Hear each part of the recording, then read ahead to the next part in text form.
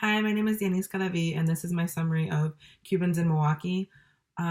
So, this article was set out to answer why and to what extent these families have attempted to integrate themselves into American society. Early on, the article states how most families weren't really wanting to come to the U.S. It's not something that they saw desirable, but they just saw no other alternative but to leave Cuba.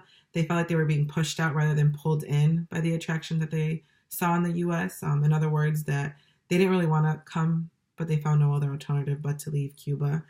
But they did bring with them their pride, their values, their lifestyle. So they did have the identity of being Cuban while they were here in the U.S. This article was published in 1969, so this might not be to date, but then Cubans were the newest numerically significant foreign minority to have come into the country. So they came very heavily, and there was a lot of them that came to the U.S. After the Bay of Pigs invasion, the refugees saw that it was unrealistic to remain in Miami, hoping that they would someday be able to return to Cuba. So a lot of them sought out the opportunity to leave Miami and find residency somewhere else. While they were here, Cubans did bring a lot of qualities that they found useful to be able to adapt to the U.S. A lot of them found professions in college professors, physicians, business owners and executives, engineers, accountants, and high school teachers. This study consisted of 48 interviews with Cuban refugee families living in Milwaukee. The interviews were conducted in the families' homes that usually last around 2.5 hours, and the interviews were conducted in Espanol. The dependent variable in the study was the degree of integration into the U.S. culture. Behavioral assimilation was a must for them since there was no other alternative for them but to remain here. So they had to assimilate into the U.S. Integration was a basic shift in self-identity and a change of key values and major goals and interests in their life. The study shows that the study had 4 hypotheses. The first one was that the greater socioeconomic reward derived from the present American life in comparison with the past Cuban ones, the greater the integration. And this hypothesis was strongly supported. Hypothesis 2 was the greater the subjective progress, the greater the socioeconomic reward derived from present American life in comparison with those expected at the beginning of the refugee period, the greater the integration. And this hypothesis found some support, but the statistical confidence is lower.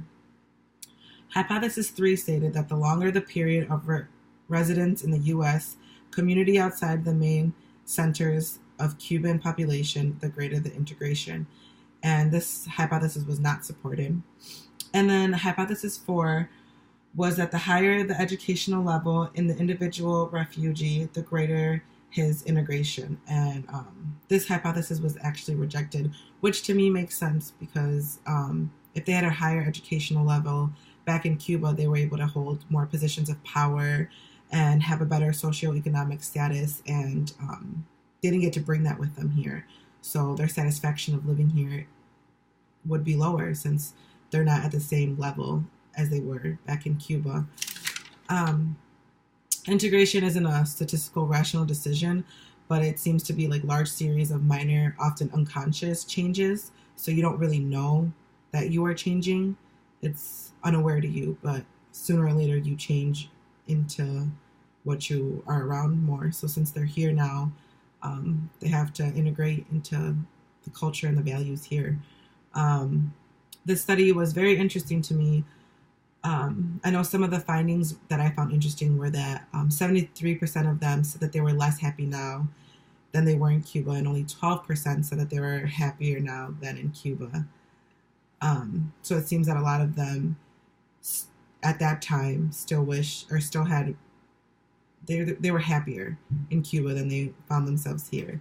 And it was a big difference. The results of this study can help understand the adaptation and the integration of foreign minorities and the new country that they're in. So it's not just limited to Cubans. Although this is the focus for this study, it really can help broaden it with any foreign minority that comes into this country. I really appreciate the studies that we've been doing on Cuban immigration. It shows, that although it's a better life here for most refugees, it's not an easy transition. It's not most of them, it's not something that they were looking forward to. It was something that was kind of pushed on them just so that they could be safe. So I think that's really important that some people understand that although some people migrate here, it's not easy to adapt once they're here. So I think it's a very valuable lesson, and I've enjoyed the readings and the videos that we've been doing on this.